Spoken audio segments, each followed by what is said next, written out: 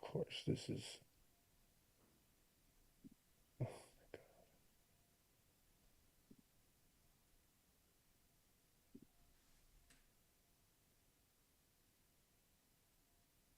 or I guess I should probably log into my other YouTube and see. No, you don't have to. You can just get the click share, get shareable link, and then just paste it. How does it look though?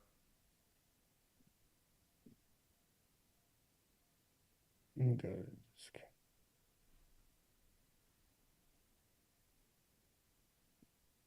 I'm clicking on it now.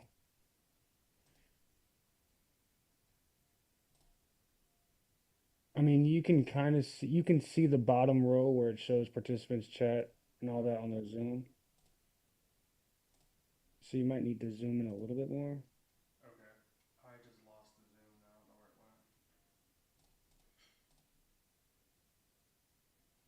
What the hell? I can't click off of the. I don't know where it went.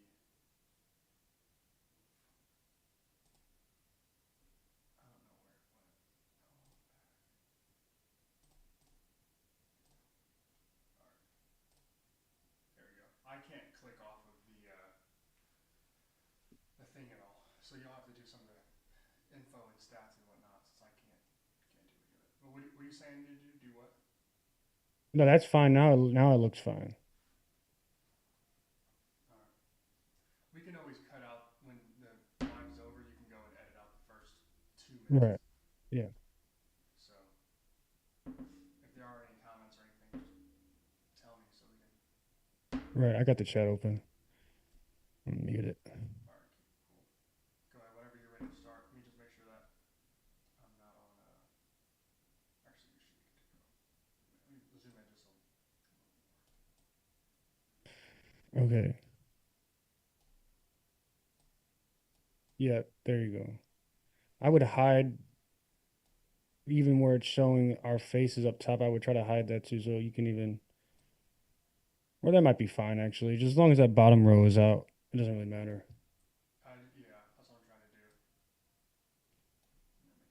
this bigger. Go ahead and talk. Okay. Hold on, give me a second. This thing is so sensitive. I just won't touch the zoom. But does this look fine? Yeah, that's fine. Just make sure. Well, there you go. Yeah. That's fine. Just make sure your cursor's out the way. Cool. Make sure that mouse is out the screen. All right, I will try not to touch it. Yeah, but you got it in the middle. Okay, I see what you mean. Okay, that's fine. Should I go? I'm good to go. No. First in Cam, we are live, a first edition of our live episode talking about the Florida coaching change. Week 9 in college football season is flying by. Heisman candidacies are being locked down. All Americans are being found, and coaching firings and hirings are being made around the country. We're going to start with the Florida head coach vacancy and talk about Billy Napier being fired, what that means for the SEC, what that means for the Penn State job opening as well, and the domino effects that it will have as the weeks go on. So, a lot of names have actually started to be drawn or kind of thrown off the list. I know James Franklin reports that he denied the job, which is smart. I mean, you can only be the head coach of Notre Dame one time. Um, Eli Drinkwitz has his name's been floating around there. Lane Kiffin is a hot name that's been floating around. He hasn't denied any sort of, I want to say, any interest that's going on with him in the job with him in Ole Miss. Jed Fish, the coach at Washington, his name's been floating around. Alex Golish going from South Florida to Florida would be a major upgrade for him. Kind of give me your thoughts on this head coaching search and the names that are being added to the list and the names that are now quote unquote being rejected. Absolutely. I think first and foremost, Marcus Freeman's probably right to reject the Florida job at this point. I don't know that there is a better job in the country, and so it kind of feels like he's found his place at Notre Dame. He wants to win at Notre Dame, and feels like he has the best opportunity. I would say that Notre Dame job probably is underrated as far as NIL his pay along with what he can pay players and go to get players, I think they're finding the recipe there. So him leaving wouldn't make any sense.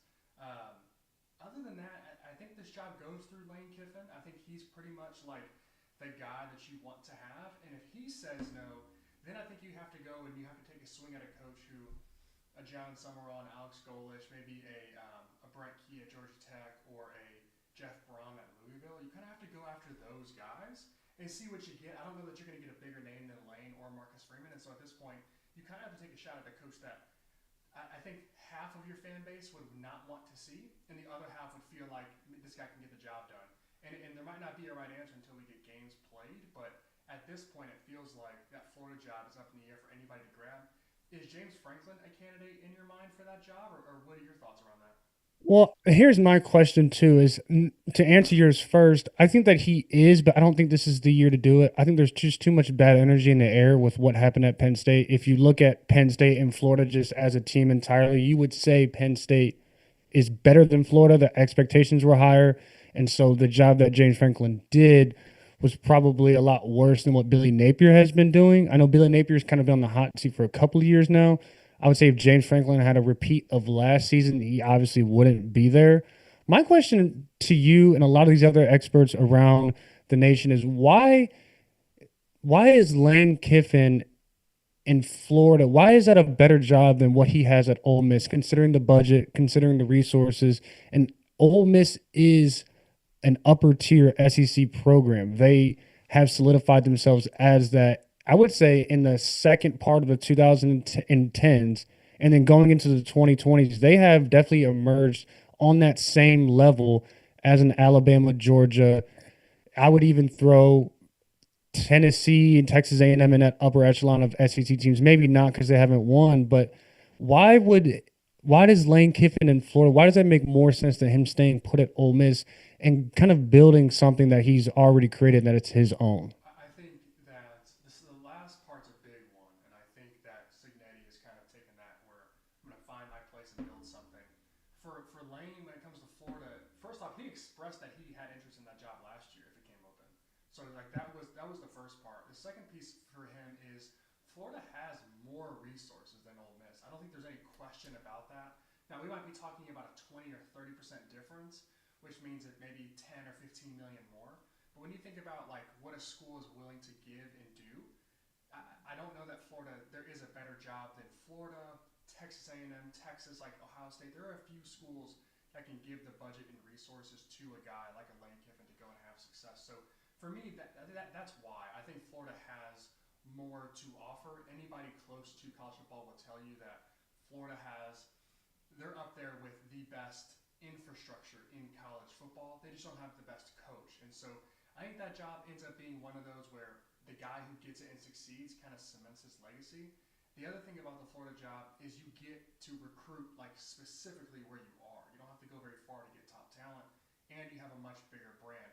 I would argue that Ole Miss and them being a top tier SEC team is pretty new. I don't know that I would consider them to be like maybe you thought they could knock off an Alabama or a good Florida team, back in the 2010s. But we weren't taking Ole Miss very serious at all. Like they would have a game and we'd be like, oh, maybe they're going to win, but they probably won't. Because of Lane, they're a serious contender now. He has built that, and so to think that he couldn't do it at Florida, I think would be kind of ridiculous. The question becomes, can Ole Miss retain him and pay him what he's probably worth? I don't know, and I think his agent knows that too, and so that's why that Florida job is right there for him. He is the beginning and ending of that job. After him, it's like, okay, who do we go and get next? Well, I agree. I think that also Lane Kiffin has become, I don't say he's bigger than the program, but his name now is not only cemented with Ole Miss, but I think that when you talk about Lane Kiffin, he is the most important variable in that football program, and that the players are going to keep churning out left and right. I don't think that he's ever had a great or sensational quarterback prospect come. I know Jackson Dart was good, but he's more of a late bloomer than anything, and he was a transfer. I look at somebody like Jed Fish, who has a $10 million buyout with Washington, who could follow the same similar steps as DeBoer, who went from Washington to Alabama. I think Jed Fish has the capability of doing kind of the same, moving across the coast and going down to Florida. Now, I think DeBoer was way more successful at Washington, but I think that when you talk about the quote unquote downgrade from DeBoer to Jed Fish, I don't think it was that major. I think Washington's rosters were better with Penix and DeBoer, but I do think that Washington has been competent and competitive enough under Jed Fish that that possibility could be there. And then you talk about the $10 million buyout. I think that's one of the lower buyouts that any of these coaches would have around the country. And just some other names like Alex Golish or Eli Drinkwitz. I think Eli Drinkwitz has kind of found himself in a similar spot that Lane Kiffin has, where Mizzou wants a guy like that. Mizzou has been trying to cling to a guy since, oh my gosh, the Hinkle. Yeah, and the Barry Odom experiment went how it went, and they were competitive, but they obviously needed an upgrade from that. Does Mizzou extend Eli Drinkwitz to keep him away from this job, or do you think they wait until the offseason to see if they're going to play their cards right? I don't know if I would want to extend Eli Drinkwitz just yet. I was thinking about you mentioned Lane Kiffin being one of those guys where he's the name and face of Ole Miss football. What's funny is like he has the chance. You have to win, and you have to win after games Mhm. or get close or be repetitive. But like he would be like the second or third biggest name out of Ole Miss. There's Eli Manning, and then it's basically Lane Kiffin. Like there's not really a bigger name to come out of Ole Miss since I would say those two. And so I think maybe being a star is what he wants to do. But when I think about Eli Drinkwitz, he to me he falls in the same category, but probably a little lower than James Franklin as far as he's going to beat the teams he should beat, but he's not going to exceed expectations beyond a certain point. That Auburn win, I think for him, you saw him cheering after the game. I think that win for him was more of like I made it out of this one because had I lost, then the season it's a different season. We're a different team. We have a different trajectory. And so now he can afford another loss to a Vandy in Oklahoma who's still on their schedule and be okay as opposed to losing to Auburn and then you probably having a third loss and now you're not a playoff team. So I I don't know what he's building. I don't know that I've seen anything from him that makes me think that what he can do at Mizzou, he should do at Florida. Considering the Mhm. schedule he's had the past 2 years is by far one of the easiest. And so I think we should remeasure where we see Eli Drinkwitz at the end of the season because to me, in my opinion, he has to either get this Vandy game, the Oklahoma game, or Texas A&M. He has to get one of those. And if he can't get any of them, he's an 8-4 coach. And now we're sitting here thinking like, why would this guy be up for Penn State? Why would Penn State want this guy? Why would Florida want this guy? We can talk about 8-4 coaches. I think Brian Kelly at LSU could be an 8-4 coach this Mhm. year, and I think he could get really hot for him too. So I don't know with Eli Drinkwitz just yet. I am not a believer yet. I don't think he's a bad coach. I think he's probably a really good coach. I just don't know that he deserves the deserves is the wrong word, but I don't think the Penn State job or the Florida job. I think that'd be too much for him to bite off at this point. I think Mizzou's the perfect place for him currently, and we'll see Mhm. where the cards fall in a year or two. All right, as I make my next point, we had a comment in the chat saying that I think maybe you need to turn your mic up a little bit. I'm Turn gonna my kind of mic try to, up. yeah, turn your mic up. Now, what I will say is that I think that the Florida job is clearly a better job than Florida State. I think Florida State's in a world of trouble right now because not only is Penn State Florida job better, I think as these other jobs become open, Florida State kind of gets pushed down the list a little bit. I start to think about Mike Norvell and what his future looks like because I think that if he were to get fired, he's not a guy that's going to find a job immediately. I think it's going to take him some time to really settle down, and he probably will go to a smaller program, probably sits out a year, does what James Franklin is about to do. I think Franklin getting the $50 million affords him the ability to just look at the landscape as a whole. Whereas Eli Drinkwitz, I think he's a guy that's going to jump right into his next thing. We talk about the transfer portal window being a lot smaller now, and those coaches that don't make it deep into the playoffs or the playoffs at all have more of a recruiting advantage. So I do think Mizzou has a chance to get to the playoffs. I do, however, think that with these next stretch of games, if they lose to Vandy, lose to A&M, and all of a sudden they have three losses going into that last week against Arkansas, I think that coaching search really heats up a little bit, and I think that Eli Drinkwitz takes a really hard look at what his Mizzou team has, what they will be able to bring back, and what resources he can get at the next school because you have Ahmad Hardy coming back.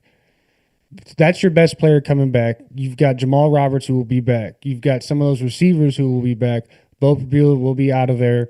You'll be kind of forced to then get a QB out of the portal versus, let's say, Eli Drinkwitz wants to go and coach DJ Lagway. I think DJ Lagway is just a really good coach away from actually being a lot better. I think there's a long way to go as far as how he reads defenses and his pocket presence. He's only a sophomore, so I give him a little bit of credit, but I think as the season goes on a little bit, we talk about the transfer portal in the offseason being crazy. You see a lot of these guys redshirting and kind of looking at their futures ahead, like, okay, I'm not playing here, but let me redshirt and go try to find or strike gold in the offseason in that transfer portal window. I think as the latter part of this season goes on, you will start to see head coaches starting to kind of filter their options a little bit about where they should play their cards and how they should take these interviews and coaching vacancies as they come along. And like I said, I think Florida State goes down that list.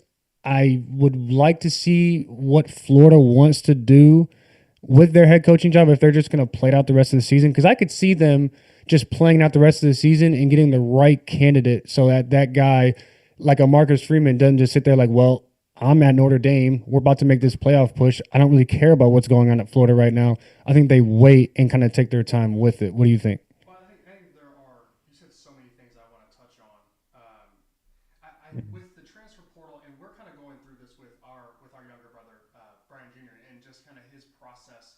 And that window for Division One starts January 2nd. Season's over, class is out, and you have a short period of time to find your next school. And so, not to say there has to be a lot of tampering going on, but guys have to make decisions mid-season like that, and that's part of it. So I think we're going to start seeing some teams that are on that like 9-2 cusp, or I guess it'd be 10-2, and they slip and they drop a game, they drop another game, kind of like the FSU where the team kind of quits, but it's guys more like I got to find my next spot. This isn't it. I don't know where the head coach is going to be.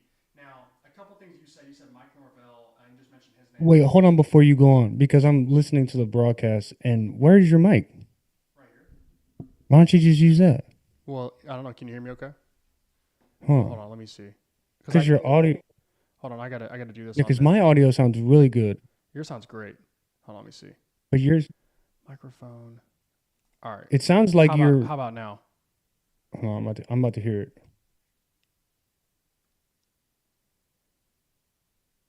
Yeah, go to your mic and go to your actual microphone. It's on. I'm on the microphone now. I think. US audio. Oh wait, hold on. Yeah, microphone. US audio. USB audio.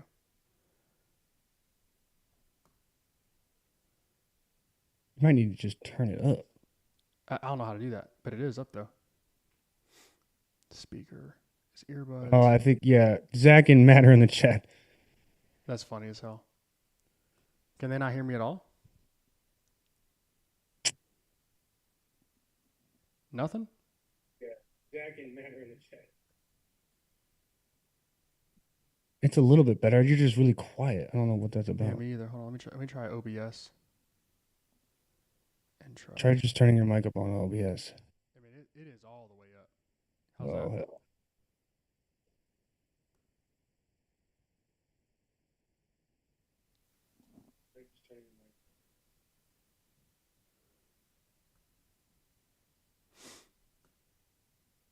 I don't know why my mic is so quiet. I don't know. They're saying it's better. It's better?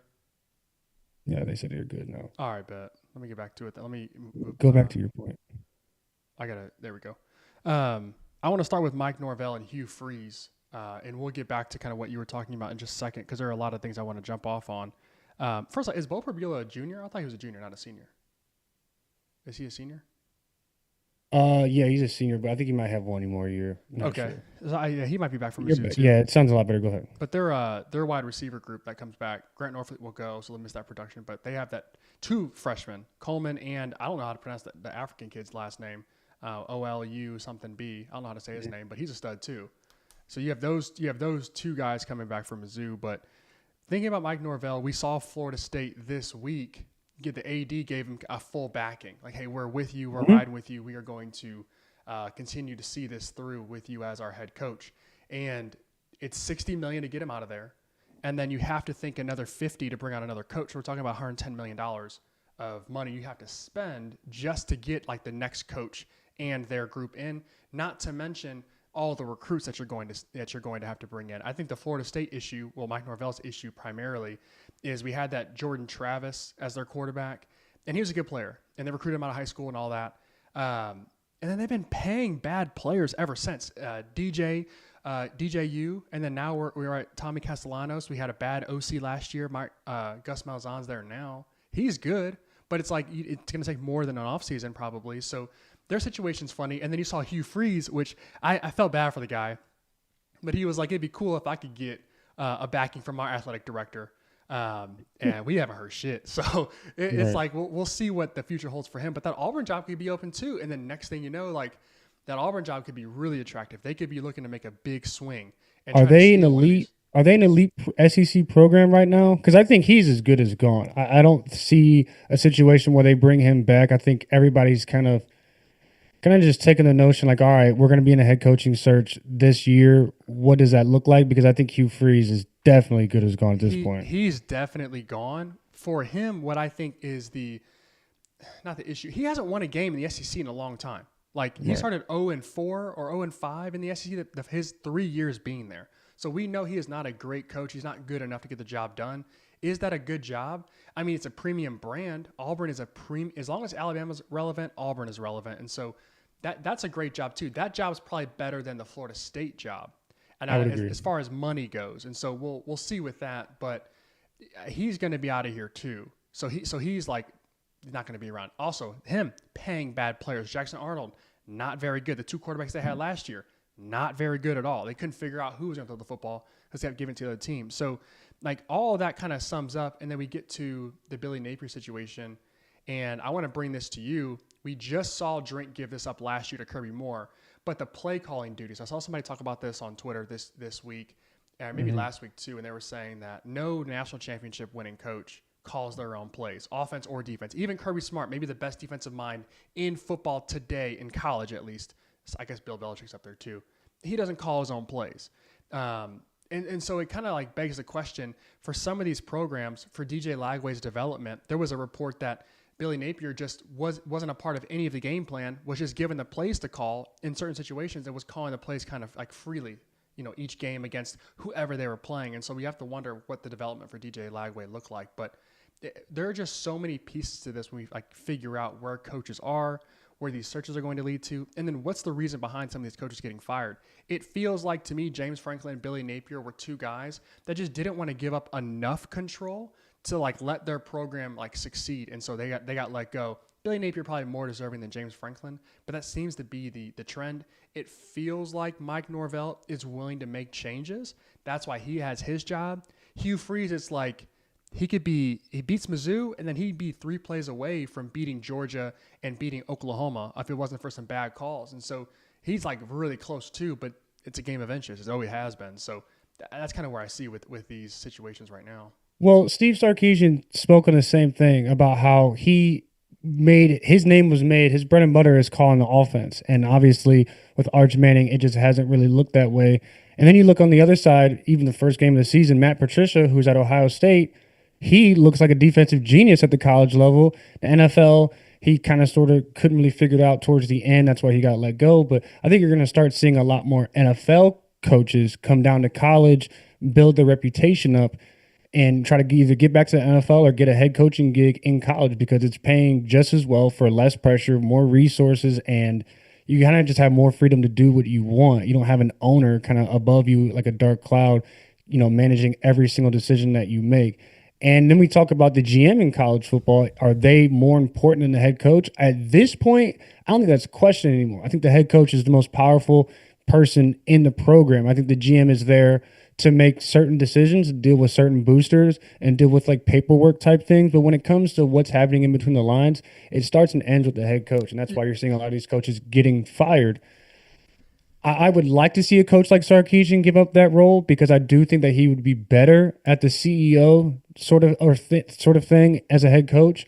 But a lot of these coaches, I think it's more of an ego thing, and what these buyouts are and what the expectations are. I think it might give a little bit of a signal to anybody out there that if Sarkisian were to give up calling plays, does he not feel comfortable doing it anymore? Does he feel like the game's passed him by? Does he not know how to necessarily scheme up the right things? Because if you watch Texas offense this year, it really just looks like they aren't scheming Arch Manning the right plays. They have the athletes, they have the talent, but it doesn't seem like the right players are being drawn up. And only in a few flashes do you see Arch Manning make the right play. And I think Arch is getting better, but I think it's the lack of competency in the play calling. And you see where Texas is at right now. And then you talk about Norvell and the $50 million buyout.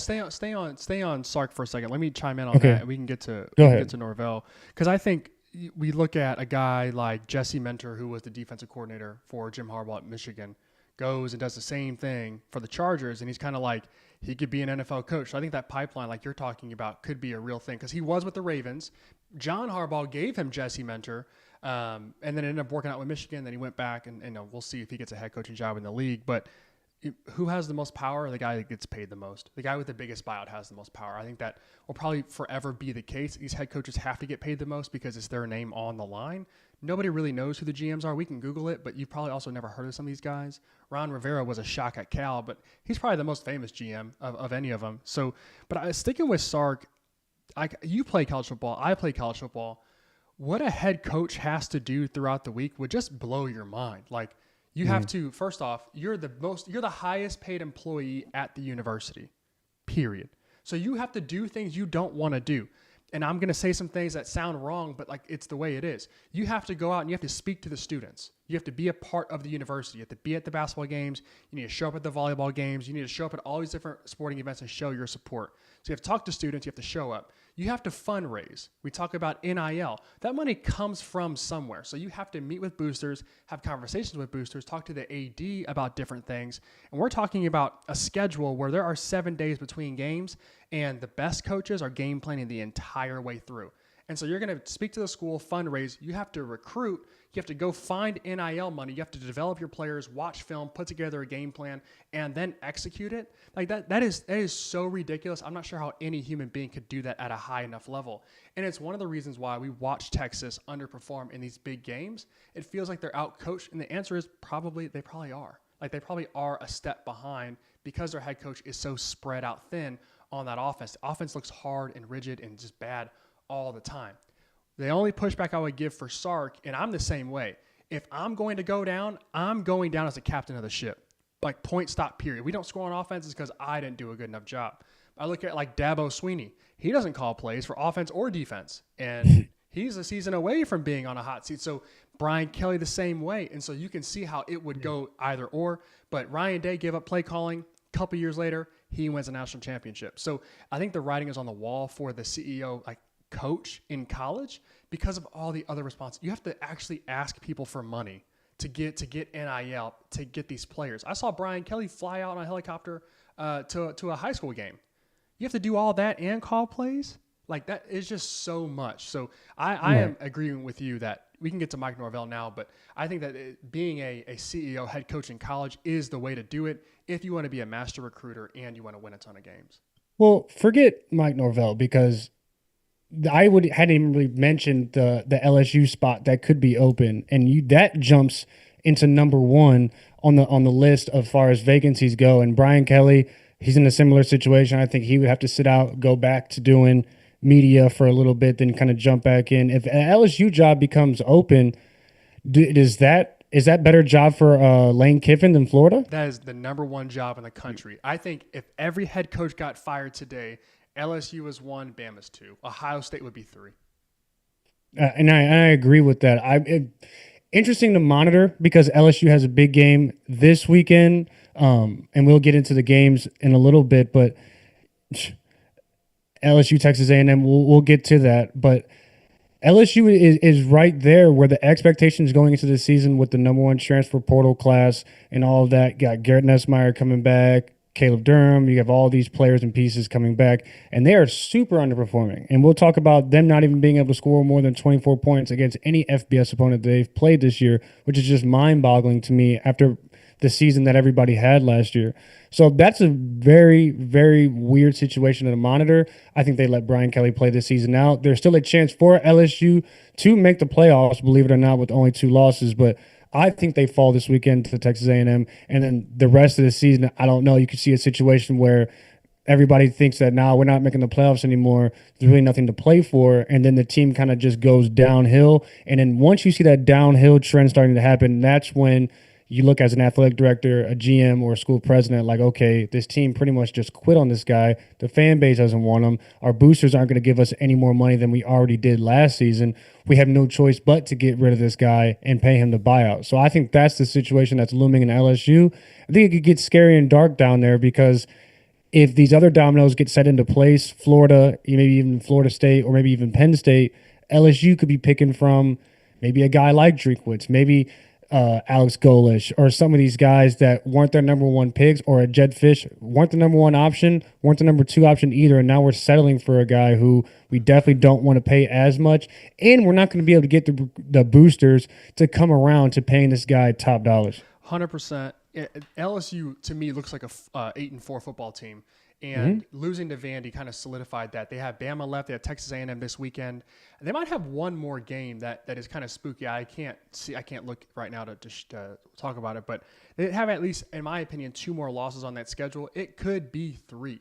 So like we'll have to really see how they finish. Arkansas, by the way, is a really dangerous team as well. But I want to touch on the LSU offense being not as great because to me, this year feels like the year where the returning quarterback just was a dud.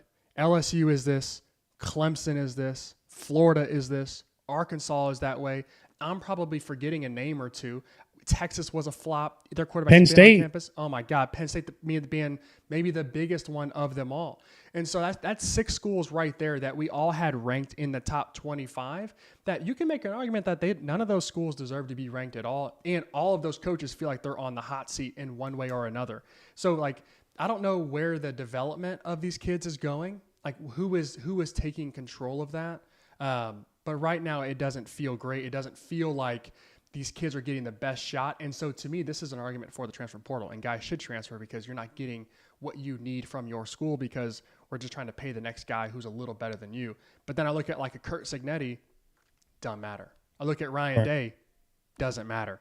Baron Morton's a first-year starter at Texas Tech, doesn't matter. Ty Simpson at Alabama, first-year starter, doesn't matter. They're elite right off the bat. So there's something going on. And I'll say this, Brian Kelly, it's looking really ugly for him. Brian Kelly, this time last year, had the number 1 recruiting class in high school coming in to what would have been 2025. And then Bryce Underwood decommits, and he goes to Michigan. And it's okay, that was going to be our guy after Nuss figures it out. And by the way, if he is hurt, which we can talk about, I don't think he actually is hurt. I think he just isn't as good. But if he was hurt, Bryce Underwood could be in there taking snaps. And you could have so you lose him, and then you're about to go 9-3, 8-4, miss the playoff again. It's and this is off the backs of what it should be a really, really good South Carolina's another team that completely underperformed. But that comes on the back of you not performing very well. You're losing recruits, you're falling behind again. And what stinks is that the school you left last year was a national championship. And so it's go ahead. Well, the playoff, there's many people out there talking about expansion of the playoffs, and it's already expanded so much to 12 that if you don't make the playoffs 2-3 years in a row, your job is up in the air. I don't care who it is. You have probably 2 chances to be knocking on the door at the playoffs. That 3rd or 4th season comes around and you're not there, or you're completely out of the picture by the middle of the season, you're going to get fired. That's how these schools are going to have to operate. And if you're going to keep expanding the playoffs, what I think is going to happen is the 16 be Brian Kelly and don't make the playoffs in the 16-team playoff, you're out of there. They couldn't fire you fast enough. And so for some of these schools, the playoff expansion is going to be great, but let these coaches and let some of these guys not make it, and they're going to be good as gone. And I wouldn't be surprised if a lot of these coaches have to start signing shorter contracts with playoff clauses in it. That makes the buyout just a little bit shorter. Well, I think the buyouts need to be a little cheaper, but the buyouts are there in case Brian Kelly loses to Vandy and Texas A&M in a row. It's fire this guy. It's we're not just going to pay him $20 million or $50 million to get out. We're slow down. So I think that that is probably the number one reason you have these big buyouts. And coaches, I think football is college football specifically. It's such an emotional sport. It is one of those where like you went to the school, you're invested in the school, you might fuck around and still have student loans from the school. Like you are entrenched in whatever university it is. And so if you're not seeing a rewarding product, you are quick to get rid of this guy. Brian Kelly just happens to be a guy where we don't really like his personality, but like if he wins, we're cool with it. But he's not likable and he's not winning. Hugh Freeze is not likable and he's not winning. Like the writing gets on the wall quickly. Not to mention, again, I think the LSU job is the best job in the country and you're underperforming with it. It just can't happen. What I do think, though, is that even with the playoff, let's say it expands once more to 16, or I saw 24 out there, you basically need to be the top three in your conference to make the playoff, almost as a guarantee. If you're in the Big Ten, the SEC, you got to be number 1 or 2 in the Big 12. And so I look at who has the best resources in the SEC. I would say Texas, A&M, Texas. You probably go LSU, Florida, Alabama. Like those are probably the top 5 or so. Arkansas could be a dangerous player if they ever stepped up, but you've got the resources to be an elite team, and it doesn't feel like you are right now. I got Lane Kiffin at Ole Miss with a D2 quarterback outperforming. I've got Vanderbilt with Clark Lee, who could be the best coach in college football, who's not on any of these lists. And I don't know if he would leave, but it's like he's outperforming you as well. He beat you at like. You lost to Vanderbilt. Like, we killed DeBoer for that. And then it's for Brian Kelly, we're kind of like, I don't know what to expect. So, obviously, the standard is much lower for the LSU program at this point. So let's jump into this week's action. We have Texas A&M, LSU, Vanderbilt, Mizzou, huge games. Let's start with Vanderbilt, Mizzou, because Vanderbilt's coming off a huge win at home. Vanderbilt is in the top 10 now and looking like not only a serious playoff contention team, but they look like they could be the best team in the SEC as well. Diego Pavia making his stance as the Heisman Trophy winner. I think he should be in the top 3. I think he should be in New York at the end of the season. I'll just put it like that. But that game against LSU, they controlled the whole thing. And I don't see a way where Mizzou has any chance of slowing that down. And if we look at the tape from Alabama versus Mizzou, my whole critique about that was, okay, Ahmad Hardy has 12 rushes for 52 yards. Okay, yeah, he was stopped and stuffed at the line of scrimmage or behind it in probably 7 of those. You don't go away from that. I don't care how bad it might look. You have an NFL running back who's not even draft eligible yet that has averaged over 100 yards in every single game of this season. On that 14th or 15th carry, he might break one. He might go for 30 or 35 yards and then open up the play action, open up the passing game.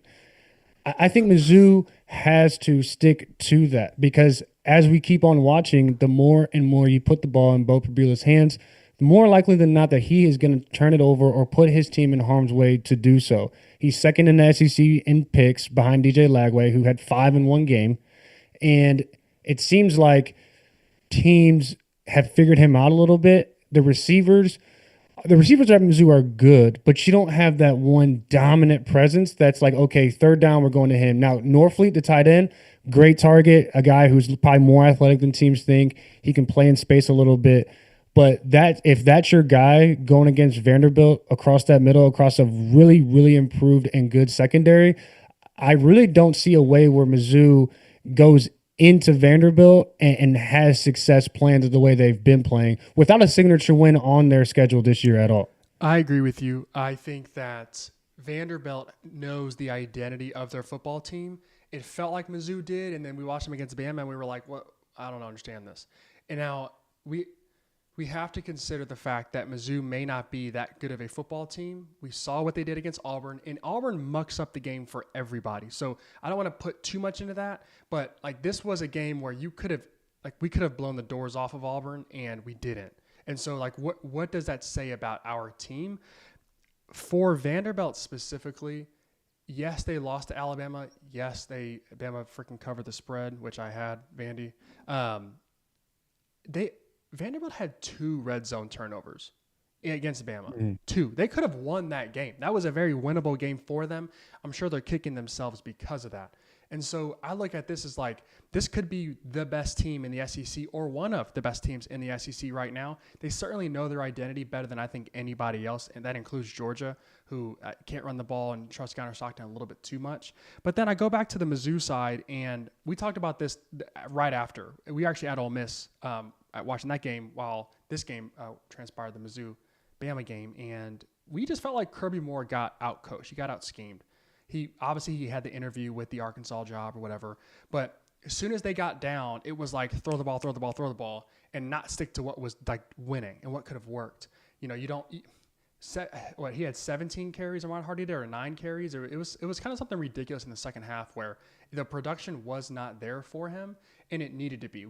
Mizzou probably could have won that game had they just stuck to the ground game, but then I look at them against Auburn and I don't know what to expect from Mizzou anymore. And so for this, I do like Vandy to win, but I wouldn't be surprised if Mizzou made it, I think, somewhat interesting. Those freshman receivers are just that, freshman receivers, and they're going to need the OC to scheme them open and put them on good concepts and get them on matchups against the safety potentially or against the second best corner and see if Mizzou's second best can be better than Vandy's second best corner and throw the ball up in the air. Do you trust Bo Prabula in this? Vandy does have some turnovers, but not many. And so I don't know. I could see Mizzou pulling this one out. There's a pathway for that. It has to be on the ground game, and I just don't know if they're better than Vandy on the ground game, considering what they're willing to do with Diego Pavia and their quarterback. Well, I think you go back to watching LSU versus Vanderbilt, and you look at some of the weapons that LSU has on offense, and I would argue that those weapons on LSU's offense are just as good, if not better, than they are at Mizzou. Uh, I think Norfleet and Tradez, I forget the last name at LSU tight end, but those guys are kind of like neck and neck to me. I would say right now, Mizzou probably has a little bit better of a wide receiver core, just more complete as far as the numbers and quantity goes, like the depth chart. But I think LSU's O line is better. I think Garrett Nussmeier still might be a little bit better than Bo Prabula. And I think LSU's secondary is much better than Mizzou's. And so I think there's a chance that not only does Diego Pavia throw all over Vanderbilt, but Mizzou has not seen a quarterback like this year yet. And Diego Pavia is fearless. They're playing at home. They have all momentum in the world. And so I think that Mizzou, and like we said against Alabama, they have to come out hot. And Mizzou did that. They went up 7-0, and you thought, okay, Mizzou's not scared. They're here to play. And then they go right back down and let up another touchdown, let up a field goal, let up another touchdown. Next thing you know, it's 17-7, and it's like, all right, well, this is a classic Mizzou versus Alabama game. Yes, they made it competent at the end. And then you have the 4th and 8 against Alabama that just, it was a heartbreaker, and it could have really turned the whole game around for Mizzou. And then you talk about the Auburn game where, yes, a missed field goal goes your way, and then you miss a field goal, so it sends it into another overtime. That game could have been won by Mizzou in the third quarter even. It's just Auburn, like you said, is good at mucking things up. I have always questioned Mizzou's secondary.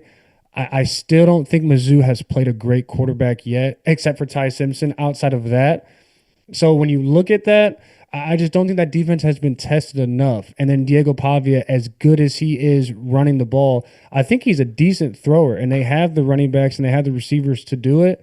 The game is only a 2.5-point spread, but I see this game potentially getting out of hand if Vanderbilt copies the same script as Alabama. You put all those guys in the box and you make Mizzou give the ball to Bo Prabula. And if Bo Prabula is going to run, then he's going to have to do it on a scramble. It's not going to be very many design QB runs for him. If you try to run him through the tackles, they're going to punish you. And that's what they did with LSU, and they stepped on their necks at the end. They did, and I think that the LSU defense probably gave up a score and a half just being on the field way too long because the LSU offense is so bad. I don't know how good that Vanderbilt defense really is. I'm not sure. Like, there are a lot of pieces that they have that are good. They have some weaknesses too. Bama exploited some of those. LSU exploited some of those too, just not enough to their credit. So I think Mizzou this could be a game where we look at the third quarter and it's like 24-24 and both teams are right there. I don't think Mizzou can close. And I think that's the thing that separates like good teams from great teams. If Mizzou's up 14 points in the third quarter, they probably win the game. But if it's a 1-score game or a 3-point game, they just don't have the closing power to get it done. And Auburn is a horrible litmus test because they are truly a horrible offense led by a bad coach. But I don't like this spot for Mizzou. The thing about what's nasty about this spot is they've already dropped one to Bama. I think they're going to drop one to Vanderbilt. And then they have Oklahoma and Texas A&M and what seems to be a pretty good Arkansas team left. And so it's like this thing could go from like we were undefeated in SEC play to like I don't know if Drink's the right guy very quick. And we'll have to revisit that in a month. So I'm not sure where Mizzou sits. It started great, but they are a victim. Well, they were a victor of playing horrible competition. But I think that's going to come back and bite them because we think their offense is this one thing. But is Ahmad Hardy the best back in the SEC? Well, let's see over the next few weeks when he plays against SEC competition. What does he give these other defenses? And does it look the same? Because if it doesn't, then this Mizzou offense truly has no identity, and it's going to take a Kirby Moore like a heroic effort and Bo Prabula to throw the ball down the field a lot, which is not his game. And let me give Bo just a little grace. He's only started like 7 games in his college career. So you go from playing high school and playing every game to on the bench all throughout Penn State, and then you're thrust into the SEC against SEC defenses, which you've never played against. So I don't know what to expect from him. I think I've been more impressed than I thought. I thought he was better than I thought he was going to be, but I don't know if it's good enough to win against what is going to be some stiff competition where he has to score points. Vander will score on you. Texas A&M is going to score on you. Oklahoma, I am not sure right now, but I think they're going to score on you. And then Arkansas, they'll score on you too. So it's going to take borderline a shootout. And do they have the quarterback against Alabama on 4th down? It looks like no, but we'll see. Guys do get better throughout the season. So let's jump to our next game, Texas A&M versus LSU. We kind of touched on this a little bit. Texas A&M has not won at LSU since 1994. And I do think that will change because on the other side, LSU has not scored more than 24 points against an FBS opponent this entire season. We could talk about Nussmeier being hurt. We could talk about Brian Kelly just not being the right fit. We could talk about potentially even this transfer portal class being a little bit overrated. LSU will probably be without Whit Weeks, their best linebacker, one of their best players on defense. They are 0-5 when he does not play for his career at LSU, so that's one big thing to key on. LSU 14th in the SEC in rushing offense, and then Texas A&M is 9th in the SEC run defense, only allowing 127 yards per game. So something has to give. I think Texas A&M has churned out a lot of, even since the days of Myles Garrett, turned out a lot of edge rushing, defensive linemen. Their secondary has always been okay, but then if we turn around and look on Texas A&M's offense, they have everything that you would want. A solid offensive line. Marcel Reed improving. They got Le'Veon Moss. They've got Casey Concepcion, Mario Craver, who I've been talking about all season long. Those guys are some of the most explosive and talented players in the country. And so if Vanderbilt's receivers are going to be able to run around LSU's defensive backs and all that, then I fully expect this two-headed monster of receiver to get whatever they want against LSU. Now, a night game, that environment, it'd be a big test for Marcel Reed coming into their a situation he hasn't been in. Give me your thoughts on A&M going into LSU as a 2.5-point favorite and what you're looking at as far as that matchup goes. Well, I think there are a lot of pieces. First, Le'Veon Moss is out for this game. He has a high ankle sprain. He's out. That's right. He's out. Now, double check. I think LSU is the favorite for this game. I think they are the 2.5-point favorite. Texas A&M is actually a dog in this one, even though they're higher ranked. Double check that really quick. As of 2 days ago, I believe that was the case. No, they're 2.5 underdog. Texas A&M? No, LSU's an underdog, 2.5 points. Oh, they are? Okay. Interesting. Mm-hmm. What strikes me about this game is, I don't know what it is. I just don't fully trust Texas A&M yet. I can't figure it out. I don't know why. But LSU, I don't know that they can score. I've seen Texas A&M score. I've also seen Texas A&M give up a lot of points these past few weeks. Notre Dame did it to them. Was it Arkansas that gave them a ton of points? Who did they just have a shootout with, it felt like? Arkansas. Yeah, so it's like the defense isn't great. LSU might have the best defense in the country, and Texas A&M does not have a run game. I think it's Colin Klein is the offensive coordinator at Texas A&M. He has committed to basically not running Marcel Reed beyond a read option on RPO. Like it is not designed quarterback run. Marcel Reed, to be fair, is kind of a slight frame. He's not very big. So it makes sense that is not in the run game. But you don't have your best running back. You've got basically you have to throw the football to win. And if I'm going to trust a side of the football, I just feel like I can trust the LSU defense. Where I struggle is I think LSU offense could go 3-and-out, 3-and-out, 3-and-out, and the defense is on the field for like what feels like 25 minutes in a row, and something breaks at that time. And so that could be the case where Texas A&M gets up 10-0, 14-0, and that just is too much for LSU to handle. So I do like Texas A&M. This is a game where I go back and forth. Texas A&M hasn't been on the road in a serious environment like this either yet. We saw them play Florida, and Florida had a turnover in the red zone that like basically cost them the game. It was in the first quarter, I believe it was. It was just like, what are we doing here? So if LSU could protect the football, if they could find the run game a little bit, and then A&M can't get a stop, this could be a dogfight. I don't know if 2.5 points is enough, but LSU at home at night, and this is a desperate team. I think Brian Kelly knows, like, I lose this game, I've got maybe 2 more losses on my schedule. I'm not going to be a 7-5 head coach and have a job anymore. So I think LSU is the more desperate team in this situation. I think A&M's a little banged up, and I don't know what offense I get from them. Do I get an ugly, like we're going to win this game against Auburn, like a low-scoring game, or am I going to get high-flying, we're just going to throw all over you like Notre Dame or even the Arkansas game was? So I don't know. Well, I think you go back to that Notre Dame game, and I know it was early in the season, but I think that's a good pinpoint to look back at where Texas A&M's offense faced a little bit of adversity. You going against Notre Dame, who has probably the best running back combination we could say in the country at this point, with Jadarian Price and Jeremiah Love. They got out of that game pretty luckily. It was kind of a crazy way to end that game. So that game could have been a loss for them, and the trajectory of Texas A&M season changes right there.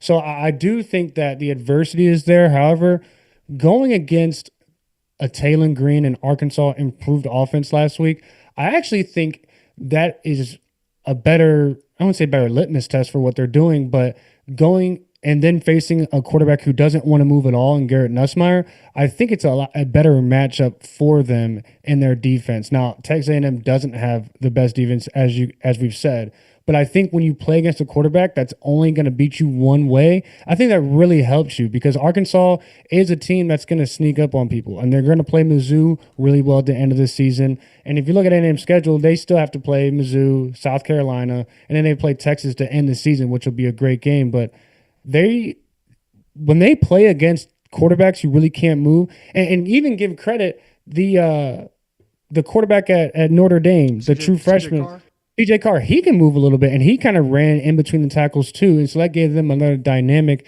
to have to deal with. I've always said that LSU needs a quarterback that can move. I thought that Jaden Daniels was perfect for them. He won the Heisman, didn't win a championship like Burrow, but you saw what that offense was able to do, almost averaging like 400-something yards a game. So I think this matchup is better for Texas A&M, the simple fact that the quarterback can't beat them with his legs.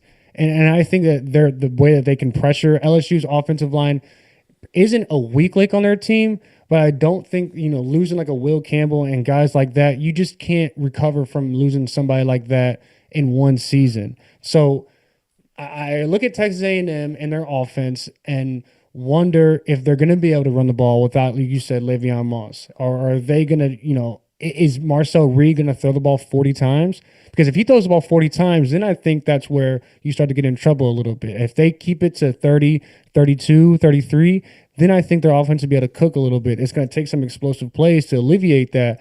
But a way that LSU can win is the same way that Vanderbilt will beat Mizzou. If Mizzou is going to have Bo Prabula throw the ball 40 times, then he's going to have about 2 picks. You can kind of just guarantee it at this point. And if Marcel Reed, who hasn't really shown that he's turnover prone, he has about 1,700 yards in the season. He's been playing well, but this will be the best and definitely the most athletic defense that he's played. And I don't think that you could take that for granted because one thing LSU is going to have, they're going to have the better athletes, and I still think they have the better athletes in this game, on defensive ball at least.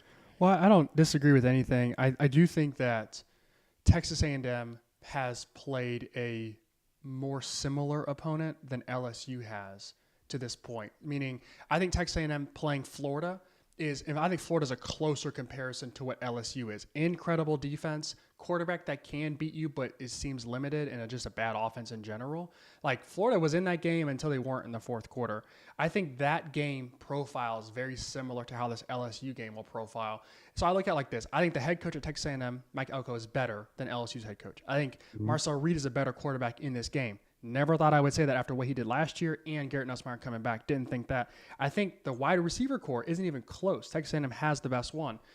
It will come down to Colin Klein, offensive coordinator at Texas A&M, versus what is his name, Blake Baker, the LSU defensive coordinator. Like it will come down to that matchup. I trust LSU's defense more, but time of possession could be a big deal where if a team is just leaning on you, consistently getting first downs, it's third down, now it's first down, that eventually breaks things. And then they have two of the speediest guys in the country to just get past your secondary. Notre Dame, to all their credit, like they're not a horrible defense. They're actually playing a lot better now, but it looked horrific against Texas A&M. And they might just have the offense that exposes one weak link, and Colin Klein's going after it. And so I think I do trust Texas A&M a little bit more in this situation. I'll take them as the favorite. But I wouldn't be surprised if LSU made this a game. They are the more desperate team, and they might be the more healthy team at this point. So we'll see. But I do like Texas A&M and that whole setup. I just think that they're a much more refined team who knows who they are currently. So you want to get into our best bets of the week? Yeah, we can. Give me a second though. I gotta grab my bets here. Once I'm at her. Let me not share the screen really fast. Oh, because it's on the. Yeah, one second. Give me a second here. Go black. I should have written these down, or if I had the laptop, I could do this. Is anybody in the chat saying anything?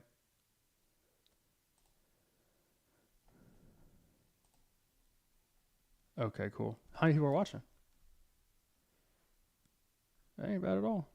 I think if you change it to just college football, you would get more. Hold on, I gotta write these down, like for real. Yeah, not having my phone sucks. 1 second. Yeah, if I had. It's a weird one. I have quite a few games actually. So.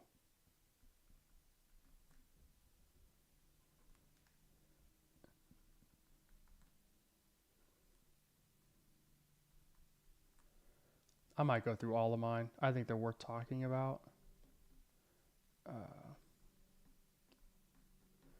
This Ole Miss at Oklahoma is interesting.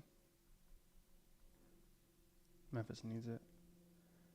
USF has to win that game though, but I'm halfway there.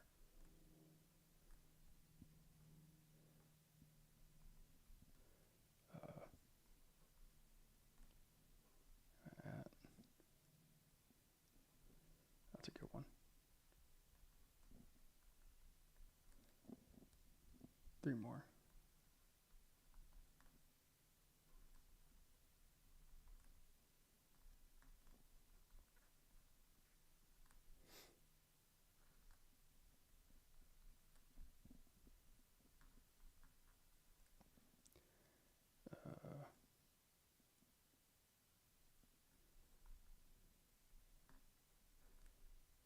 Yeah, A&M is a 2.5 point favorite, right? Last one.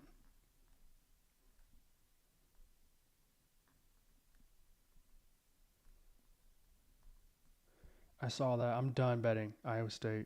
I have no feel for them. I am done. All right, screen. They are 7-0. All right, yeah, they are. All right, let me get this mic out of the way, or mouse out of the way. All right, I'm ready when you are. Okay.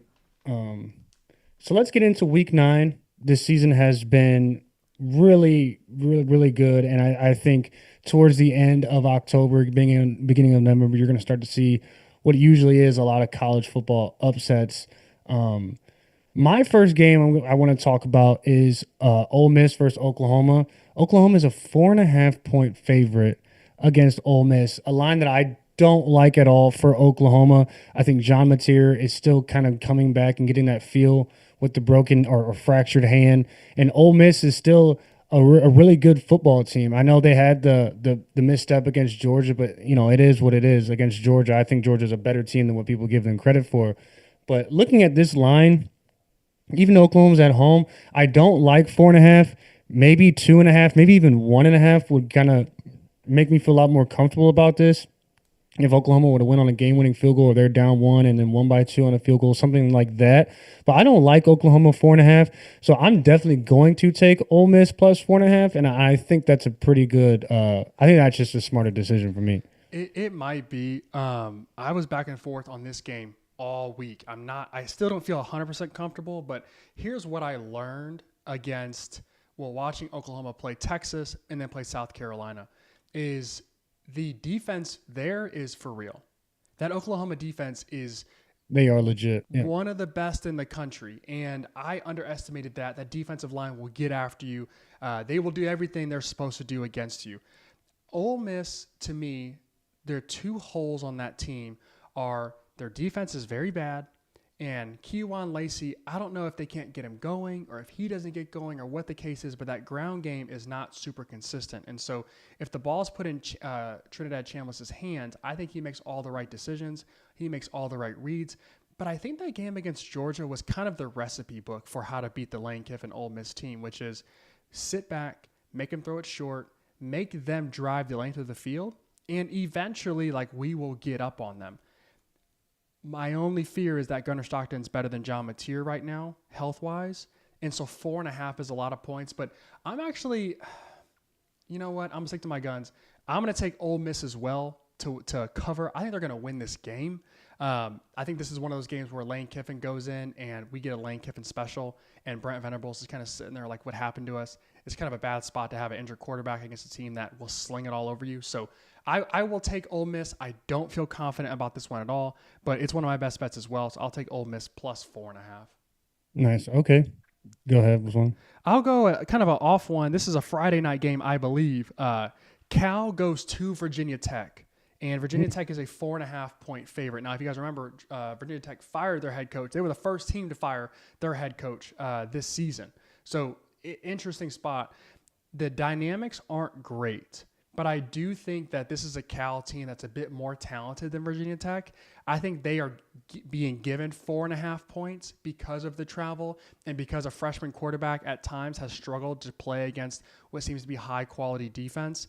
I don't know that Virginia Tech can score enough points to make this a game where it's 11 points, they're up, and then ends up being 7. And so I'm going to take the value play and go Cal plus 4.5 on the road at Virginia Tech.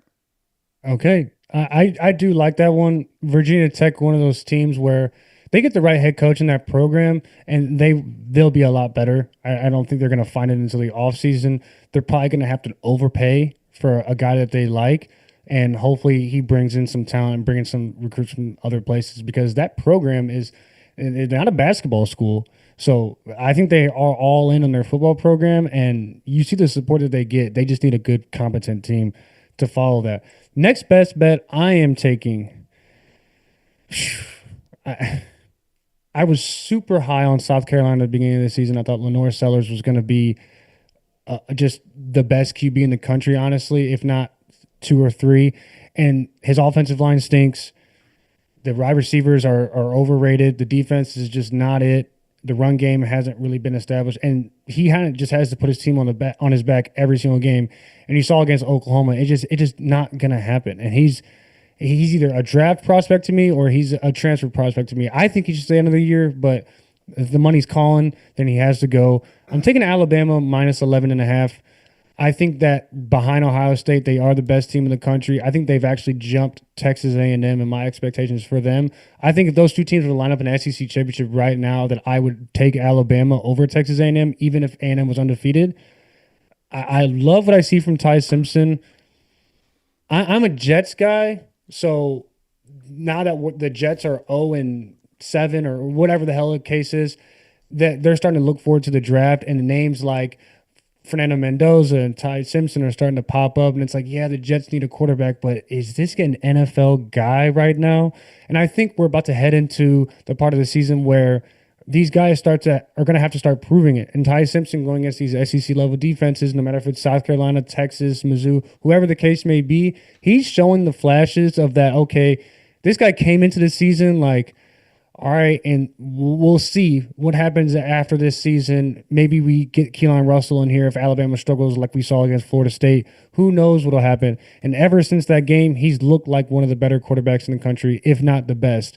11.5 is a lot, but Alabama, even you talk about Saban, you can talk about whoever's coached them, they've always gone on the road and handled business and played well. I don't think this is a spot where Alabama should be worried. I don't think their fans should be worried at all. If this was maybe 13.5, maybe so, but at 11.5, I do love Alabama to cover the spread, and that 11.5 could be covered by halftime. It absolutely could. I actually had this game circled as one of my best bets as well. I had Alabama at minus 13.5, so that line coming down is great. I will take that value as well. I'll take 11.5 easily. South Carolina cannot score the football, and they can't stop anybody, and they can't protect the quarterback. And so none of those things lead to a tight football game. They have no run game. The wide receivers aren't very great. The defense can't stop anybody. And then you're facing an Alabama offense that knows their identity and is playing at top notch, going against what I think Kane Womack, Ryan Grubb, and then you have Kalen DeBoer. I think that's maybe the best coaching staff in the country. Ryan Day is up there at Ohio State, but there aren't many better than that. And so I think 11.5 points isn't enough. It was 18, I would take South Carolina. So I'll take Bama as well. I agree with that pick 100%. But on the road at South Carolina, things can get weird. Last year, the game was very, very close. They could have or did South Carolina beat them last year? I think they ended up winning, but it was close. I don't remember exactly what it was. But I will certainly take Bama minus 11.5. I'm going to keep it with the small teams or smaller teams, lesser known teams. USF, South Florida, goes to Memphis. And this is a great matchup. This is like the G5 national championship right here, because if whatever team wins, I think has the inside track to the playoff. My money right now is on South Florida. I think they're the better, more complete team. They probably have the better coach, but it's not by much. And so them on the road at Memphis losing an inexplicable game this past weekend. Who they play? I don't have my computer, so I can't remember. They beat Arkansas, which was great at the time. But then who did they just lose to? You check that for me? Yeah. They just lost somebody poor. Lost Arkansas. Well, it used to UAB. My fault. Yeah. UAB. Oh, UAB with the interim coach. Yeah. So like that, it's one of those games where we see the ceiling of the team, which is beating Arkansas, and we see the floor, which is like we could lose to UAB.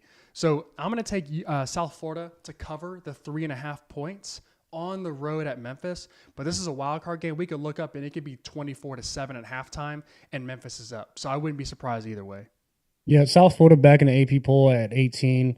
I feel like they never really should have left the AP poll. That's just my opinion. I don't think that we've seen 24 or 25 better teams than them all season. USF, they're never a candidate to go undefeated unless, something major were to happen. But 3.5 points on the road, it doesn't scare me that much. And like you said, they could jump out and be up 24-7. They could be up 14-3 in the beginning of this game and not really look back. They have that high-powered offense to do it. I feel like Alex Golesh is out here to kind of prove that, he could take USF to the ultimate height of heights and possibly get them to the playoffs. And I think if he does get them to the playoffs, his future is super bright. And so he's fighting for a lot more than just this season. And so I think he's going to try to finish this season super strong, even try to finish inside that top 15. And you never know who loses inside that top 10. They're only going to keep going up and up. So I do like USF in this game as well. My next best bet, this is one where it's really making me nervous, but I'm taking Mississippi State plus 6.5 against Texas. Texas against Kentucky was some of the worst football I've ever seen. They got supremely lucky in overtime, or was it double overtime? It was just single overtime. Single over, yeah. They got super lucky in overtime. Kentucky is just not a good team, but Texas is showing every single week that against really just competent competition, and teams are always going to play up to Texas. Everybody's excited when they play Texas. That they don't have the right recipe this year. And I don't know if that's one more year for Arch. I don't know if it's more receiver talent coming in. I don't know if this defense is actually a little bit overrated. They're holding opponents to not that many points a game. So hey, you just look at the offensive side of the ball, and then you look at a team like Mississippi State with Blake Shapen, who's quietly having a good year. I know Mississippi State isn't a title contender for the SEC at all this year, so people have written them off. But this is one of those spots where if Texas is only beating Kentucky by 3, then I have no doubt that Mississippi State can stay within a touchdown. Texas, they better improve on offense this year, or else their record is going to keep looking worse and worse and worse. I don't care what kind of quality wins they have this year. I don't even think they have any. And Mississippi State has played pretty much everyone pretty much tight the whole season. So I'm going plus 6.5 for Mississippi State. Give me your thoughts on that because it does make me nervous, but I'm gonna take it. That line stuck out to me like a sore thumb. 6.5 points, I don't think is the line should be more like 3.5. Honestly, I like Mississippi State as well for this game. If you remember, like Mississippi State played Tennessee to the wire, like they beat early Arizona State, and then they played Texas A&M pretty close. That line I think was 18 or 13 or something, and they were within that until like the very end of like the fourth quarter. Then Texas A&M pulled away. So this is like a sneakily pretty good team, and that was on the road, by the way, for Mississippi State. So I look at that. I look at the offense. I look at the defense. He can get some stops. I don't trust anything about Texas. As a matter of fact, they had one touchdown drive. It was 3 plays for 5 yards because that came off of a punt return that almost scored. That was Texas' only touchdown. It was off a punt return. And so I don't know that I can trust Arch to go in and win. I don't know if I'm not trusting Sark or not. I don't know what the case is there, but in my opinion, I think Mississippi State is the much better value here. I would be astonished if Texas pulled away and beat Mississippi State by 12 points. That would be like a turn of the century, considering what they put on film against Kentucky, a team that they are more physically dominant than, have a much better roster than. And honestly, you would think a better quarterback, but that's not the case right now. So I will take Mississippi State as well to cover that. I really do like that spot for them specifically. My next best bet, this is one that I don't think people are going to tune into very often, but UCLA goes to Indiana. Indiana is a 24.5 point favorite right now, and UCLA is playing really good football. Like if UCLA started the season with Skipper, is Todd Skipper's name?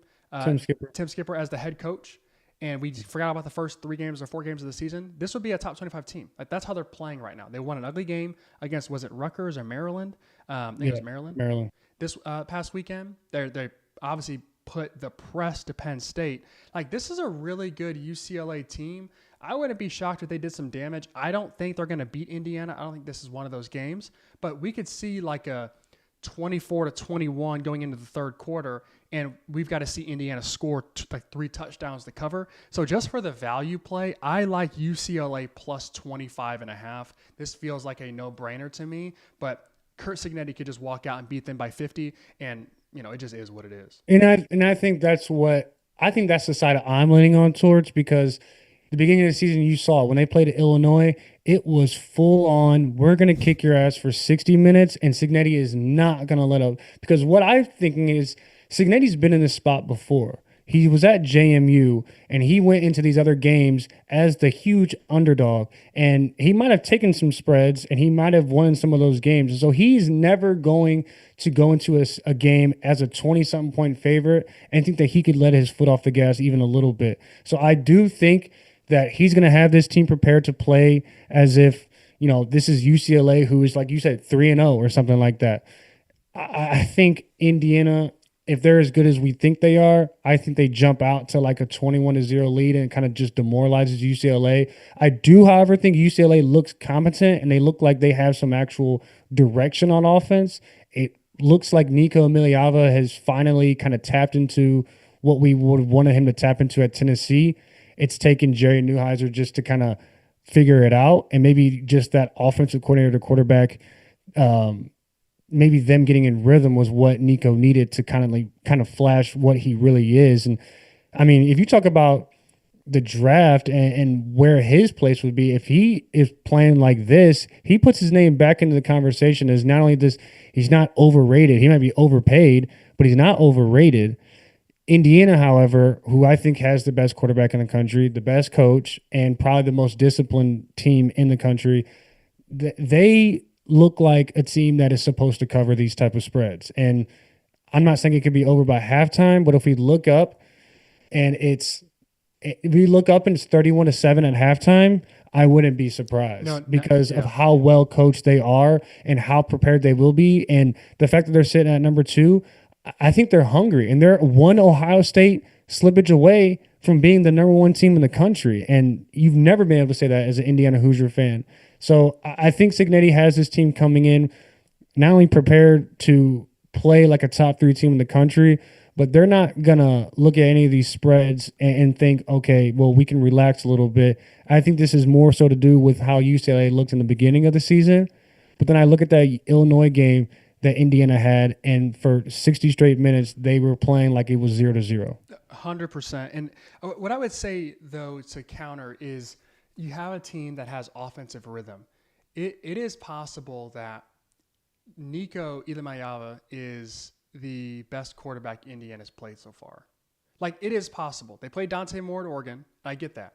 But I don't think that Oregon taps into all Dante Moore could do. I think Jerry Neuheisel gets everything Nico possibly can do out of Nico. He runs the ball very well. They put him in like rollouts and different naked boots and whatnot. They have him throw the ball deep, and he's hitting deep shots. He's hitting shots over the middle. And so we could run into a team that maybe isn't very good as a sum total, but is playing way above their talent.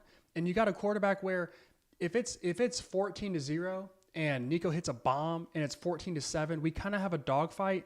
And I just don't see Indiana separating that far. Now, famous last words, I trust Kirk Cignetti more than any coaching staff in the country, but they did play Iowa, and that was an ugly game. And so I can't unsee that either. And so I do think that the value is on UCLA's side, but I would never bet that Kurt Cignetti would lose a game like this, and I don't think it's going to be particularly close. I just don't know if 25 points is what they cover with. Well, yeah, that's a great point. That Iowa game definitely sticks out like a sore thumb on Indiana's schedule. But as you've said before, sometimes you need those games on your schedule to really figure out what the holes in your team are and how to figure that out, because they are undefeated. And sometimes we look at these undefeated teams like, well, you need to lose the game to figure out who you truly are or where you are lacking. And Ohio State still undefeated, Indiana still undefeated. So those teams are going to remain undefeated to me probably until they meet in the Big Ten championship. So that'll be a very interesting game to look out for. I would like for UCLA to make it a competitive game for just the spirit of the Big Ten and where that UCLA program is at. But I like the line at 20. You said it was 24.5. 24.5. I do like that line for Indiana, and I'm not going to bet it, but I wouldn't be surprised if they win by 30. Do you have any more I've that you got want to get to? Mizzou, Vandy, A&M, Okay, and then I got three more.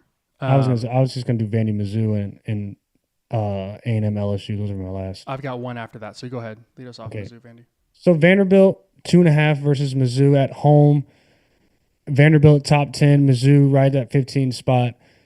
Vanderbilt is, I cannot believe I'm saying this, but they're probably the third best team in the SEC. I think it goes Alabama, Texas A&M, and then I think it goes Vanderbilt. I actually think Vanderbilt is better than Georgia, which I don't think I'd ever thought I would say. Vanderbilt, and I think it's all about the quarterback. Diego Pavia gives this team so much confidence and just puts them in such good positions using his legs and just being a leader that everybody kind of just plays up a level. I think he's a floor raiser. And with that, when you're playing a team like Mizzou, who is just being a Mizzou fan, you're just a classic Mizzou like way to lose. They find a way to do it. They almost did it against Auburn, missing a field goal. You're not going to be able to make those mistakes against Vanderbilt. You can get away with that against maybe a Texas A&M. Might be able to get away with it against LSU. Definitely got away with it against South Carolina and squeaked out that win. So I look at Mizzou just not having played anybody this good except for Alabama. And when you don't have to coach against sharp talent and a good QB talent, maybe once or twice out of the year, when those QBs sneak up on you and you have to play them at home where they're comfortable, I think it's a dangerous, dangerous spot. And I think if Mizzou loses that Auburn game, this spread is probably at like 4.5 or 5. But since Mizzou did squeak that one out, it's sitting at 2.5, and Mizzou is still a respectable opponent. But I'm taking Vanderbilt minus 2.5, and this is a game where I think could get away from Mizzou, and we start to see the holes in that team start to kind of really show. Well, this is last year. It was a Texas A&M game for Mizzou. That was like, this is the game. If we can beat Texas A&M, like we're here for real. Got boat raced. Mike Elko coach circles around drink. This feels like the Vanderbilt. This feels like the game. I think Mizzou has a better roster than Arkansas. I think they're not as good as Texas A&M. Bama, obviously, they're not as good as. But Vandy is like right there. And I trust Clark Lee and his group in Vanderbilt more than I trust Mizzou. I trust that they know their identity. I trust Diego Pavia more than almost any other quarterback in the country. Although he will throw a pick or two. Like I do trust him a lot. So in my opinion, I think the safe bet is Vanderbilt at home as the favorite. I think this is a game where Mizzou does give a valiant effort, and it could be one of those where like Vandy takes a knee with like a 2-point lead at the end, like 30 to 28 or something like that. But I do trust Vandy to pull this one out. I trust them to cover as well. And I just need to see it to believe it from Mizzou because they've done it against teams who aren't very good. But the moment the competition really picks up and like they're facing a really good team, that South Carolina game, it ended up being not so close at the end, but South Carolina was gashing them all. It had a lead. So that game, it finished worse than it was. I'm taking Vanderbilt, and I'm gonna ask Mizzou fans to recalibrate their confidence in Eli Drinkowitz. Not that he's a bad coach. I just don't know that he's ready to be elevated to the levels of he could be on the seat for Florida or Penn State. I just don't know that he's that good of a coach yet. So this game really kind of reorients, I think, what fans expect from this Mizzou team going forward this season. That's a great point. That is absolutely a great point. Go ahead with I have so Texas A&M at LSU. We talked about this game as a preview. I think this game comes down to we've seen the song and dance of Brian Kelly, Garrett Nussmeier being hurt. The offense is poor, hasn't scored over 20 points or 24 points, whatever the number is, against an SEC opponent. I think I just trust Colin Klein, Marcel Reed, Mario Craver, Casey Concepcion. I trust, even without Le'Veon Moss, I think I trust that offense to go out and do what they're supposed to do. I watched Texas A&M. Was it against Florida, the first game? Or the first play threw an 80-yard bomb to Mario Craver, like play one. I was like, and you and I both took Texas A&M to cover. And I was like, that's what I want to see. Now, I don't think those shots will be open against LSU, but I think I trust their quarterback being healthy, being mobile. I think I trust that team to win in multiple ways. I trust Mike Elko more. I think Mike Elko is a top 5 coach in college football. This is year 2 at Texas A&M. And he's doing what he's doing. He is on par with Kurt Signetti, and I would give the edge to Mike Elko because he's in the SEC playing against teams every week that could eat his lunch. So give me Texas A&M to cover the 2.5. I don't think it's a big enough spread. I don't think Garrett Nussmeier, even at home, as his last, one of his last games at LSU as a Tiger at home, I don't trust them to put out anything respectable on offense. Yeah, and what's really interesting, what differs from the NFL and college football is that once that noise starts to creep in a little bit, it's hard for the fan bases and the alumni and boosters to kind of get rid of it. In NFL, anybody can beat anybody. So you're going into each week kind of 0-0, unless you're the Jets or the Dolphins or one of these really piss poor teams. You really think you can go into any type of game and have a chance. We just saw it took the Broncos 33 points in the fourth quarter to beat the Giants. We wouldn't say the Giants are a contender, but before the season, everybody thought that the Broncos were going to be the new king of the AFC West. So the NFL in that sense is totally different. Brian Kelly and Garrett Nussmeier are like the two most hated people in Louisiana right now. And people are done with Nussmeier, and I think that has more so to do with them missing out on Underwood. Now, I think at the beginning of the season, you had a lot of people that were super happy, like, oh, look where we got to spend this $13 million. We got to spread it out across the roster, and we got all these quote-unquote good guys. And then now you look at their team, and it's like they're one loss away from not even competing for the playoffs. And so when you have that pressure on you, I think it's hard to get rid of it. Now, you are playing with your back against the wall. It could be a situation where you really have nothing to lose, and I don't know if Brian Kelly's going into this thinking that. I think he should be, because win or loss, I don't think that he keeps his job after this year unless they magically make it to the playoffs, get to the championship. I think his Brian Kelly's job is as good as done. So you might as well just play like you're betting on the house anyway, because Garrett Nussmeier, he's out of here after this year. It doesn't really matter. And then Brian Kelly, you're looking at himself in the mirror like, I'm probably not going to be here next year. I think that turmoil is too much to overcome sometimes because it directly affects the rest of your team. Because when a coach leaves, that means probably 10 or 12 of those guys are hitting the transfer portal right away. And 6 or 7 of them play key snaps or are starters. And so those doubts start to creep in. And then you kind of question, are you really even good enough? This is LSU. This is not Mississippi State or Texas A&M of the past, or South Carolina, who we really don't have that many expectations if one of these key components of our team doesn't go the right way. So I think the momentum is really bad at LSU. I think they would have pulled out that Vanderbilt game, then it's a little bit different. So I'm taking Texas A&M -2.5, and I'm pretty confident in taking that one too. Brian Kelly being on the hot seat and maybe not coaching at LSU next season would be, I think, a huge turn of events. He's had plenty of time, so I don't disagree with that take, and I'm sure LSU fans would welcome. I'm sure there are a lot of fans who would put him in their car and drive him to the airport so he would no longer the coach. So I agree with that. What's funny about talking about the NFL and how we don't really look at these rosters are very similar. I was watching a game last weekend. I don't remember, maybe it was 2 weekends ago with Sarah, my wife, for those who don't know. And some game happened, and she was like, "Was that an upset?" And I was like, "Upsets aren't really a thing in the NFL. That's not a real thing. Every team has pros. All of these guys. Yeah. So it's not. But in college football, like, yeah, there are upsets because one roster is clearly better than the other, and they didn't play that way. And so this is not a game where I think Texas A&M has the better roster across the board. LSU has a great defense, great scheme, great secondary, but I trust Texas A&M more in this game, so I'm going to take them. My final best bet of the weekend, so I got 1, 2, 3, 4, 5, 6, 7, 8, 9 games, is Houston at Arizona State. Arizona State coming off of a victory, huge upset against Texas Tech. Texas Tech had their backup quarterback playing. This is a spot for Kenny Dillingham to kind of like stamp his spot as like, this team is here to stay. This is a team that is ready to go and ready to win, and we should be competing for the Big 12 championship. It's an 8.5-point line. I happen to like Houston plus 8.5 at this spot.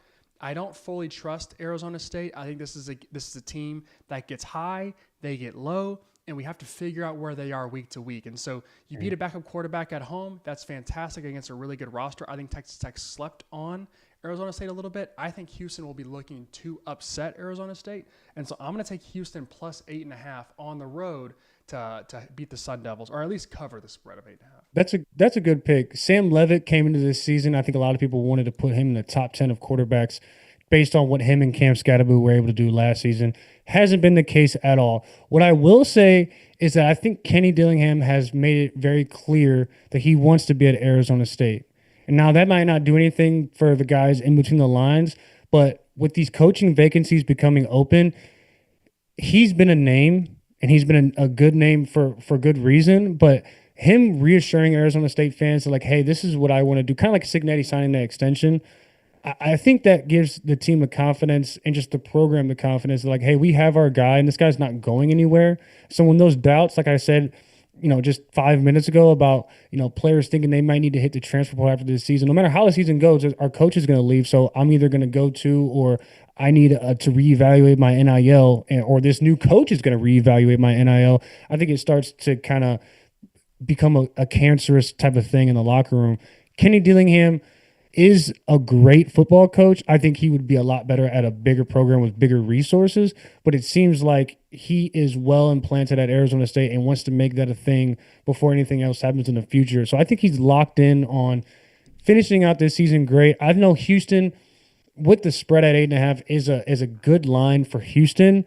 However, the last time I watched Houston, the time before last time I watched Houston was them against Colorado, and how they beat up Colorado pretty well. And that was early in the season, but like, I don't see a way where Kenny Dillingham gets out coached. Now they, like you said, it's a spread. I don't know if you're taking them to win or not, but Houston, I just don't think they have enough for Arizona State. Who's the receiver at Arizona State? Was it Tyson? Yeah, What is his name? yeah, Jordan I, Tyson. I think that he has the ability to go for like 150 against Houston in like a couple of scores. And if that's the case and he's hitting them over the top, then this game is they're going to blow them out of the water. So I'll actually go the other way on this game. I think Arizona State does cover this 10.5 with their with them covering that 10.5 and beating Texas Tech. I think that's the right momentum shift for this program, and they're going to build off of that win. No matter if it was against a backup quarterback or not, I think that gives them the confidence to kind of. I don't think they're going to win out, but I definitely think that they still have a chance to make it to the Big 12 championship, and then you never really know what can happen after that. You do never know. I thought I got a good feel on Arizona State because I called that 10.5 against Texas Yeah. Tech. So both ways. When I think you touched on this about Kenny Dillingham wanting to stay at Arizona State, and there are a lot of reasons to want to stay at Arizona State. You're in a great weather spot. Your campus is enormous, and because you have so many students, your NIL is like solid. The thing that him not leaving or not being a part of some of these coaching searches does for a football team is obviously you build trust. I think a lot of guys, the top players, Jordan Tyson, Sam Levitt being some of these guys, if your coach is in the ring for some of these like job vacancies, all of a sudden you're talking to your family like I might be going to Penn State, Florida, LSU, wherever the case might be. And I think when you have a stable community of your coaches aren't going anywhere, the players feel like they don't have to go anywhere, all of a sudden you go with having trust to not being in a rush. And I don't want to beat down Mike Norvell, but it just feels like every offseason he's in a rush to get back to that 2023 season that probably was more of a fluke than feels like what really is his case. And so I think Arizona State's building the right way. I think this is a season where I think next season is where they're supposed to be the favorite and win the Big 12. Cam Scadaboo brought something out. Sam Levitt wasn't even supposed to be the starting quarterback last season. There was another guy that they transfer portaled in. He was supposed to be the starter, and Sam Levitt beat him out. And so I think this team is like a year ahead of schedule, and Kenny Dillingham is getting his flowers as he should, taking over kind of a weird spot where it wasn't Tony Dungy. Who was the coach that was there? Who was that? It was an old NFL coach. Who was that? Oh man, Tony Dungy is the wrong one. Yeah, let me know who that was. Herm Edwards. Herm Edwards. Yes. Yeah. So taking over for that, and that was just a weird spot altogether. They're building something special. I think this is a game where they do win by 4 or 5.5, which like are 5 points or 6 points or 7 points. I think the line being 8.5 is just a little too much for Houston, who is a solid football team who could do some things. So I'll take Houston and the points, and that'll be our best bet section for the week. Thank you guys for tuning in to our first live edition of First and Cam. This was great. We will be live more often in the future. We will get these technical difficulties and presentation under control and obviously make that better for our viewers. But thank you for tuning in. If you did, look out for us on TikTok. We've actually been having a pretty big little blow up on TikTok. Our picks have been doing well. So tune in and like and follow us on TikTok and repost us. Also check out our shorts on YouTube where we do post most of our best bets that are kind of clips that we create outside of the show. And so they give you kind of a more detailed look into why we're taking these spreads. But like and subscribe to the channel. Thank you for tuning in again, and we will see you guys next week.